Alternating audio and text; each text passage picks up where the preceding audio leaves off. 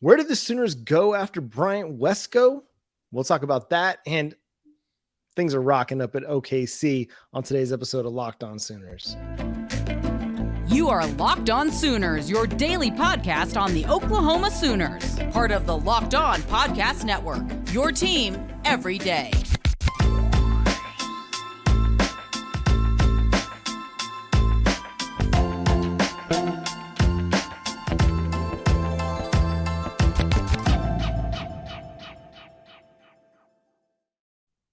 What's up, Sooner Nation? Welcome to Locked On Sooners. Today's episode is brought to you by Birddogs.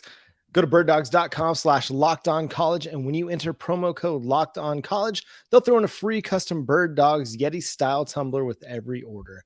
My name is John Williams. You can follow me on Twitter at John9Williams. My buddy here is Josh Helmer. You can follow him on Twitter at JoshOnRef. And as we're recording right now, the Oklahoma Sooners are starting to make things happen in the fourth inning against the Florida State Seminoles. Josh, good things, good vibes all in OKC right now. Yeah, I mean, obviously we're taping this live as this thing's unfolding in front of us, and we'll have more thoughts on softball as we reach the conclusion of the show, and maybe we'll have an idea of how this thing's going to wind up. Though Oklahoma, with this big fourth inning, has finally jumped in front. Took a little time, but 3-0. And oh, by the way, it's been spearheaded by Jordy Ball. Anytime there's been any sort of danger, she's been able to heroically avoid it. And oh, by the way, she's the one that comes in to score the first run. So kind of fun in that respect. But it's fun to watch as we're taping too. Yep. And like Josh said, we'll discuss this more as the game goes along. We're kind of watching it as we're recording. So if you see us looking off into the distance, that's probably why. But Josh, let's touch on this first. Bryant Wesco commits to Clemson, and it kind of leaves the wide receiver position a little bit in flux. Now you got Zion Kearney, you got KJ Daniels committed to the 2024 class, but Wesco was supposed to be the big fish, the big get. You know, I'm heartbroken over it. I've mourned, I've let it go, but now we're moving on. We're going to look to see, okay, who could replace him on the wide receiver depth chart in the 2024 recruiting class. Ivan Carrion got an offer after camping with the Sooners last week. He was being recruited by Emmett Jones, and Josh McCuistion of Sooner Scoop It on 3 issued a prediction in favor of the Sooners getting the flip. The Sooners are also going to be hosting Zion Reagans this weekend, potential wide receiver addition in the 2024 class, Josh. So first of all, just kind of give me your thoughts on the whole Bryant Wesco thing, and then we can touch on where Oklahoma goes from here at the wide receiver position. Well, my first thoughts on where Oklahoma goes from here is right back to Bryant Wesco before it's all said and done. So I don't think you totally give up on that recruitment. I know that obviously there's a commitment to Clemson, but just keep that in the back of your mind that it's okay to continue recruiting, even though this is somebody that committed to the former school. It would be a nice sign, wouldn't it? If Brent Venables is now at this stage, not that maybe he wasn't before. I mean, it took somebody making their own choice in Jaron Kanik to come from a place of being a Clemson commit to obviously an Oklahoma signee. But at this point, if you're Brent Venables with Dabo Swinney and with anybody in college football, not in a confrontational way, but just in a competitive way, hopefully the gloves are off. And even though this is currently a commitment right now for Bryant Wesco to Clemson, I would hope that Oklahoma, takes the approach that they're not totally done in that respect. But as we, probably resign ourselves to the idea that Oklahoma has to move on, you start with, Oklahoma's got a couple of nice commitments in KJ Daniels and obviously elsewhere. Zion Reagans, somebody that will be visiting Oklahoma. Zion Reagans is 5'9", $150, blue chip kid out of Georgia. And a quick run of the tape, John tells us, my man got some speed. He can fly. He's what is he officially here? What do they list him at? His clocked 100-meter time is 10.47. So lightning fast playmaker is how Andrew Ivins, the 24/7 Sports director of scouting, describes him. One of the best track times in the 2024 cycle. So here's somebody that can move in bunches, John. This would be a great get if Oklahoma down the line was able to win this recruitment. It'll be tough. You've got competition there, obviously, with the in-state two-time defending national champion in Georgia, and you've got some serious competition with Tennessee. But man, it'd be nice to welcome that speed onto campus as we start sort of turning the page on one Mr. Wesco. Yeah, Jeff Lebby is prioritizing speed. I think, the first thought we had about how he was going to attack the wide receiver position was we saw, Nick Anderson, Jaden Gibson, these big, tall guys that were going to be able to be, big time red zone threats, things like that. Well, that's been the case also as we've moved along, but he's also added this speed element that he's really, really trying to acquire. They got it in KJ Daniels, looking like they're not settling on any of it and potentially trying to add Zion Kearney. They got it in Jaquays Petaway, who's now on campus in Norman. So an interesting element to that, if they're able to add kind of two, maybe smaller, speedier, deep threats in, Reagan's, in addition to the commitment they already have from Daniels. I mean, speed kills and you can't have enough of it. And I think that's one thing that Alabama really showed us, during the years that they had like Jalen Waddle and Devontae Smith and Henry Ruggs and all those guys. Like, you couldn't stop them. You couldn't slow them down because, they'd pound away at you with the run game and then they just beat you over the top with all that speed that they had. And it's not like they said, oh, we got one speed guy and we're good. No, they tried to find as much speed as they could possibly find at wide receiver.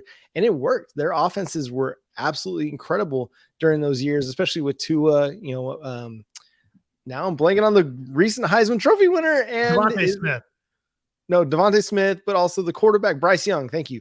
Bryce Young, the quarterback, from the Tua to Bryce Young years, those offenses were very, very explosive.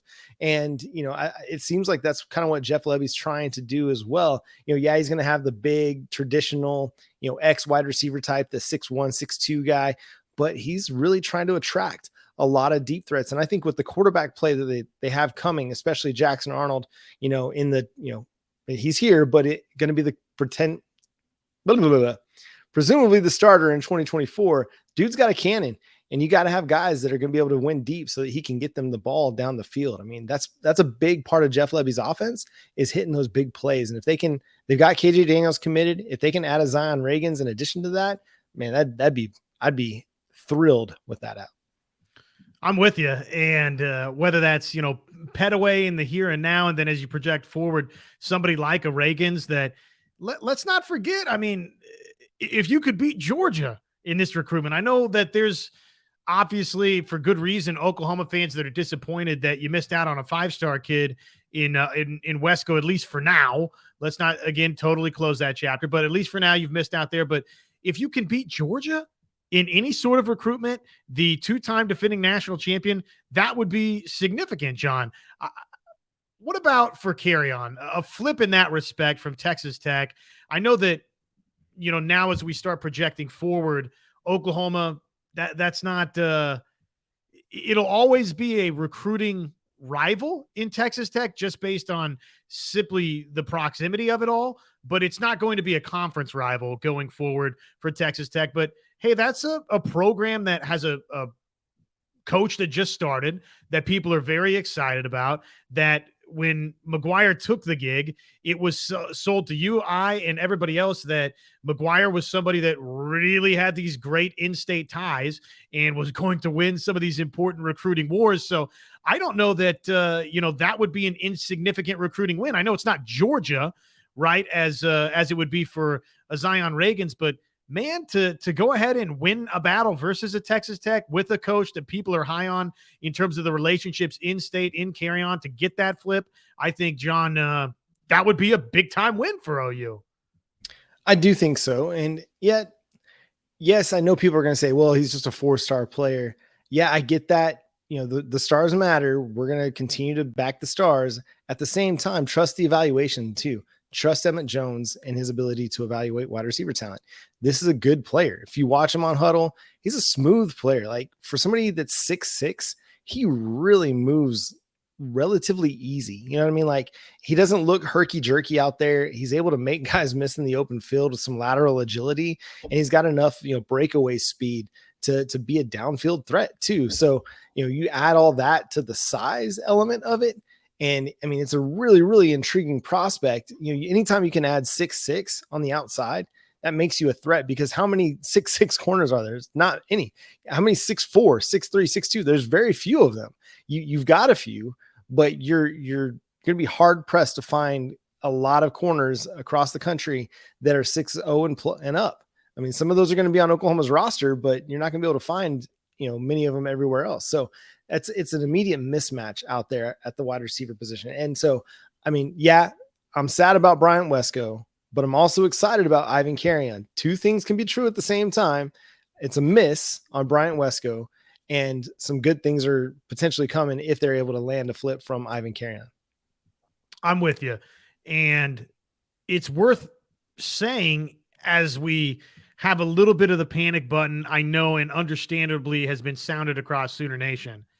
If Oklahoma winds up with Zion Reagans, Ivan Carrion, Zion Kearney, and KJ Daniels, that's a really good group of 4 in a receiver class. You didn't get Wesco, but collectively, John, that would be a really, really nice wide receiver haul. It would, and it would also kind of help make up for the loss of Keon Brown, who's having to go the JUCO route right now. And so it helps kind of satisfy that wide receiver pledge a little bit. We'll see how it all transpires. I mean, again, we're excited about Zion Kearney. We're excited about KJ Daniels. Zion Reagan's got the juice. If you can add him, you don't say no. And then again, Ivan Carrion's got the size. Now there's some rumor out there that maybe they're floating tight end, or there's some disagreement about if he's a wide receiver or a tight end. To me, he's a wide receiver. It's hard for me to imagine putting 50 pounds on a kid and saying, okay, you're going from wide receiver to playing inline tight end. So I like him as a wide receiver at Oklahoma. They might disagree with me. That's okay. I'm not a college football coach, but an intriguing prospect there for the Sooners. Turning the page, we haven't had a chance to discuss this yet, but the SEC decided on their conference format, at least for the 2024 season. We'll discuss it on the next here on Locked On Sooners. Sorry, Jada Coleman just laid down a bunt. But first, let me talk to you all about Birddogs. Some fantastic shorts, stretch khaki shorts that are designed to fit slimmer through the thigh and leg, giving you a truly sculpted look. Birddog shorts do the exact same thing as Lululemon, but fit way better. And again, designed for men. They fix the issue by inventing cloud knit fabric that looks just like khaki, but stretches so you can get a way slimmer fit without having to sacrifice movement. They're fantastic. They're comfortable, and they have that anti-stink sweat wicking fabric that keeps you cool and dry all day long. So go to birddogs.com/lockedoncollege and enter promo code LOCKEDONCollege for a free Yeti style tumbler with your order. That's birddogs.com/lockedoncollege for a free Yeti style tumbler. You won't want to take your bird dogs off. We promise you. All right, Josh, 8-game SEC schedule. It's intriguing. We talked about it a little bit as it was being floated more and more. Yeah, we kind of wanted to see the 3 permanent rivals, 6 rotating, but the 1 and 7 format isn't all bad either. You'll get to see all 7 teams at your home at least once every 4 years. You'll have a home and home with everybody in the SEC at least every 4 years. So that's kind of an intriguing aspect of it too. Who knows if it continues at 8 in 2025 and beyond, but at least for the 2024 season, Oklahoma is going to be playing an 8-game SEC schedule. Yeah, I wish it was 9. I've been pretty clear and open and honest about that, but hey, it is what it is. And if it's the 1-7, which it's going to be the 1-7, you get Texas, and then you rotate the other 7 to me. 1-7-7, I guess, if you want to, take it out to 2 years, you'd rotate those 7 and you play everybody. And ultimately that's been the biggest thing for me is don't get into a situation where you're in a 16-team SEC and all of a sudden you've got a Georgia, Texas A&M situation going on to where this is why Oklahoma fans are so excited about the SEC is to play Alabama, to play LSU, to play Georgia, to play Florida, to play Tennessee. Need I go on? You catch the drift here. It's to play every single one of those powerful schools, historic programs, and to see them on not a once every 6, 7, 8 years basis, but on a every other years basis, or on a I host you once every 4 years basis. So as long as that's the situation, whether it's 8 or 9, I would prefer 9 just in general, greedily myself, John, but I'm not going to lose a ton of sleep over it if you, again, get the frequency of opponents here and if you keep the Texas game. Right. And the Texas game, to me, it's a no-brainer. If Greg Sankey breaks up OU and Texas as an annual game, he's not the great commissioner we think he is. That'd be a foolish move. So that game is going to happen every single year. But yeah, you're going to get to see Alabama. You're going to play them twice every 4 years, and you're going to have them once in your home every 4 years. Same with Georgia, same with Florida, LSU. Like, to me, these are the dream matchups. It's what you kind of hope for if you're ever, playing NCAA, EA Sports, NCAA football, and you're like, wanting to create your own schedule, create your own league, sort of a thing. Getting these two teams, these historic rival or historic teams and matchups on the calendar, that's big for the Sooners. It's big for college football. I mean, I cannot imagine what Norman's going to be like the first time the Crimson Tide roll in for a football game, and for the first time in quite some time. Same with Georgia and Florida. Like, those are going to be really, really fun. Or when Oklahoma goes down to Athens and plays in Georgia at Georgia. Yeah, it's going to be a tough environment, but it's going to be a cool environment too. You don't get that very often, but you're going to get it almost every single week when you're in the SEC. So it's going to be really, really good times. Is there outside of Texas being the obvious choice, is there one team, Josh, that you want to see on that 2024 schedule, which is actually going to come out on June 14th? Shockingly enough, like, it's just yesterday we got the Big 12 schedule, I feel like, but now we're getting the SEC schedule here in a little bit too. So it's really exciting times. I don't know that there's one other team in particular from the SEC that I'm looking forward to. Just the collective nature of it, I think, is what I'm excited about. I guess Alabama, just because that's been the program that has been the it program. Now it's Georgia, obviously, because they've overtaken the throne, beat Alabama to do so, and have won back-to-back national titles. But just because of the last decade and a half and the Nick Saban era, whether it's here or there, would like to see Oklahoma play Alabama in that first season. I think a Death Valley trip would be really, really fun. I don't know that you get both necessarily in year one. Maybe you do. Maybe you do. Maybe you get one at home and one away. That would be a ton of fun, but those would probably be, for me, the first two. Alabama, because of who they've been and the excitement that would surround that home or away. And then LSU, because you hate LSU and you don't like that fan base, and it's going to be fun to go to Death Valley, I think. Yeah, for sure. How about this one, Josh? The forced awkwardness in having Tennessee come to Norman in 2024. Get Josh Heupel back on Owen Field and in Gaylord Family Oklahoma Memorial Stadium. Just, I know there's been a little bit of tension over the last, decade or so. Maybe not decade. Man, has it almost been a decade since he was here? Geez.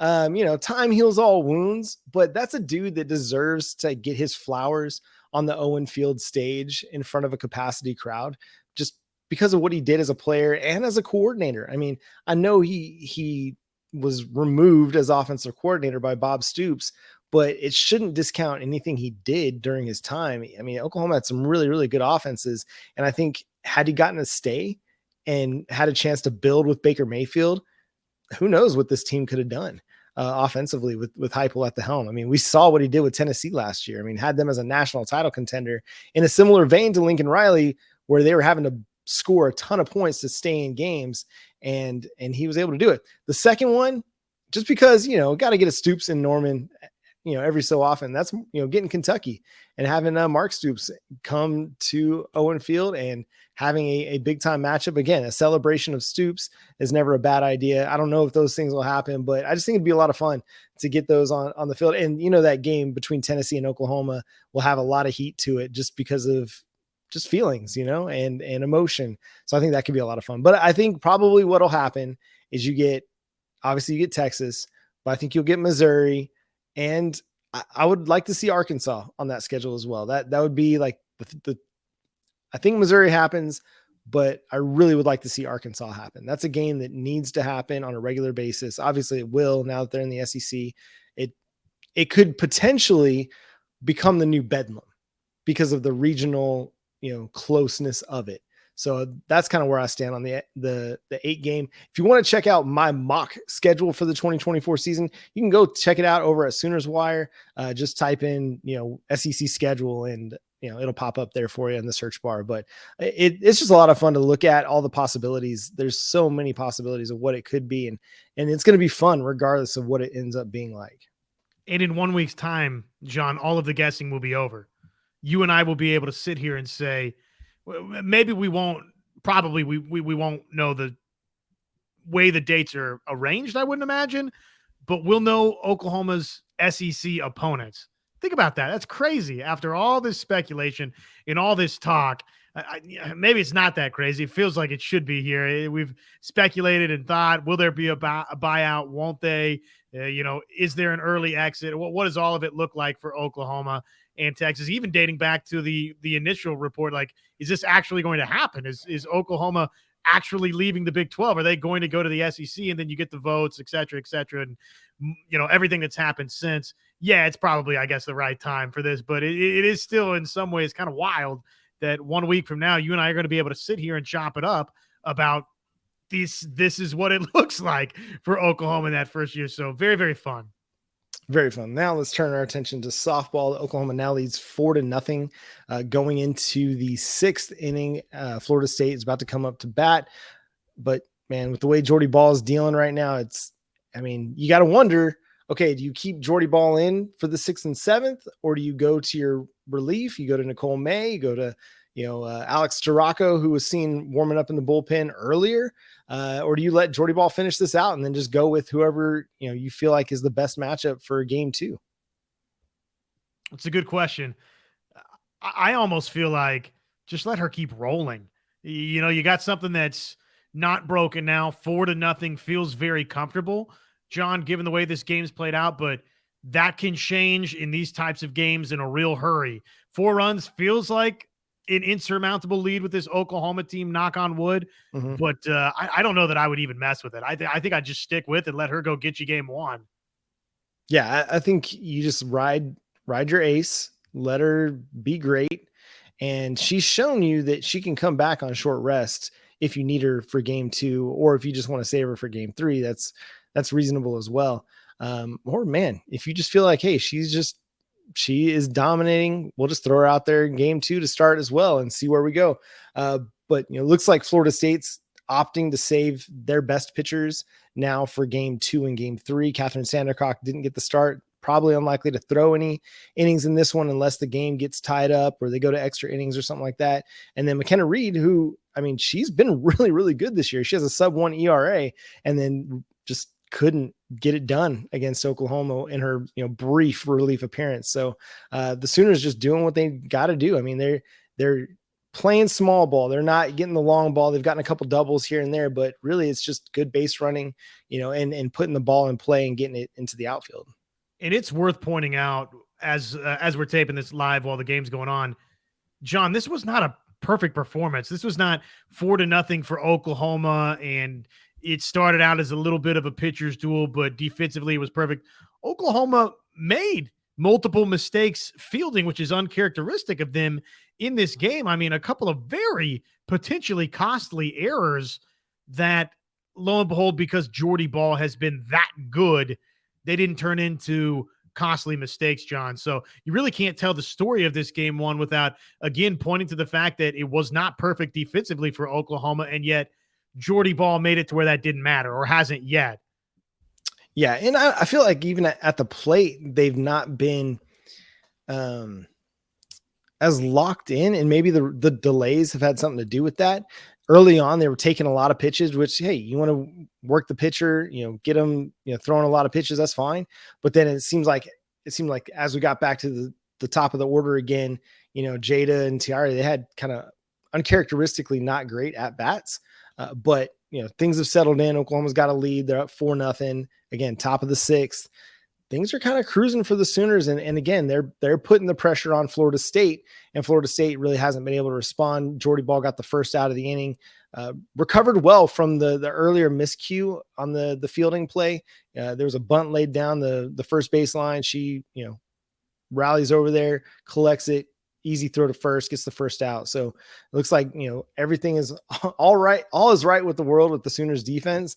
Again, not very many games, and I'd have to go look to see how many games in which they've had 2 errors in a game this year, but it'd be on a handful, less than 5 times. I guarantee it's been less than 5 times they've had 2 errors in a game. And so far, things are looking like a 52nd straight win and 1 win away from that 3rd straight Big 12 Women's College World Series championship. So amazing. Yeah. And this feels like we'll see how Florida State responds, assuming that this goes final in Oklahoma's direction. It feels like it's going to go final when it's all said and done. Knock on wood for all of our Sooner fans out there in Oklahoma's direction. But in some ways, this kind of feels, and we'll see how they respond, but I would say this feels like a deflating loss for Florida State. They've still got Sandercock waiting in the wings, and she'll be totally ready to go. But given that OU made those couple of errors early, John,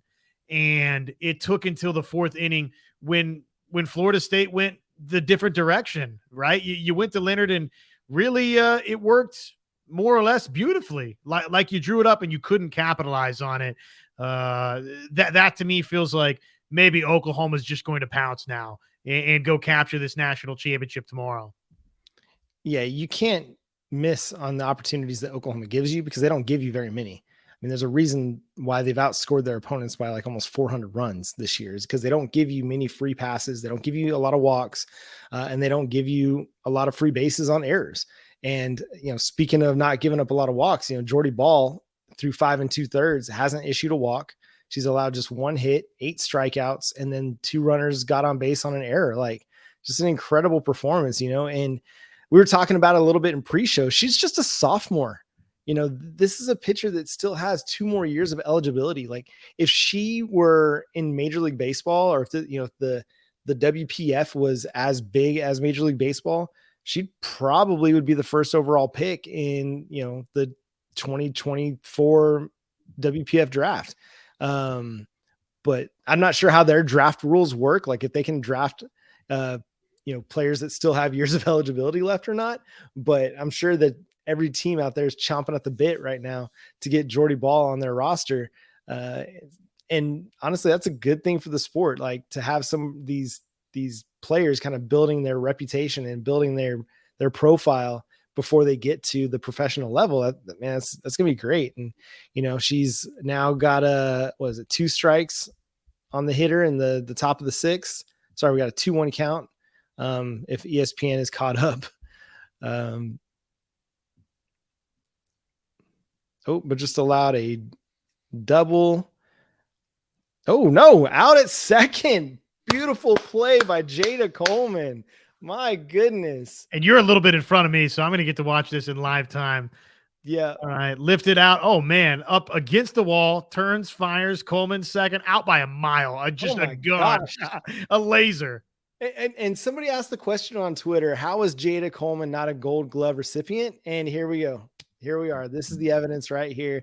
End of this, going to the bottom of the 6th, Oklahoma's up 4-0.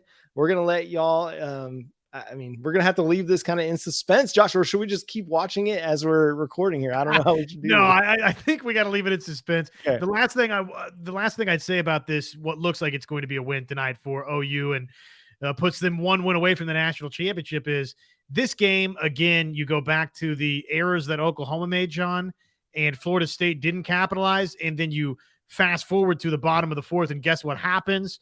First of all, great coaching challenge by OU, as they challenged whether or not there was a hit by pitch, and they won the challenge. It was pretty clear and obvious that Haley Lee was hit by the pitch. I mean, it didn't take them long at all to review it, but all of which is to say Florida State makes one mistake really there, John, and then guess what happens? They put Jordy Ball into run. Kinsey Hansen rips a double out there. It's followed by a Brito single. All of a sudden, you kind of just get one down on the infield, and there's a throwing error, and just like that, basically the game's over because it's 3-0, and you've got Jordy Ball in the circle. So this game, to me, can really be – that's a long way to summarize that. Oklahoma made mistakes. Florida State didn't capitalize. Florida State made one mistake. OU did. And you have to. In the finals or the championship series, every little mistake matters, and taking advantage of those mistakes is a big part of the story. That's going to do it for today's episode of Locked On Sooners. Thanks so much for tuning in. We'll talk more about this game after it goes final on our next episode. And then obviously with what goes on at game 2, we'll talk about as much of that as we can with the next episode of that. But make sure you follow Josh on Twitter at JoshOnRef. Follow me at John9Williams. The show is at Locked On Sooners. And until next time, he's Josh Helmer. I'm John Williams. Boomer Sooner.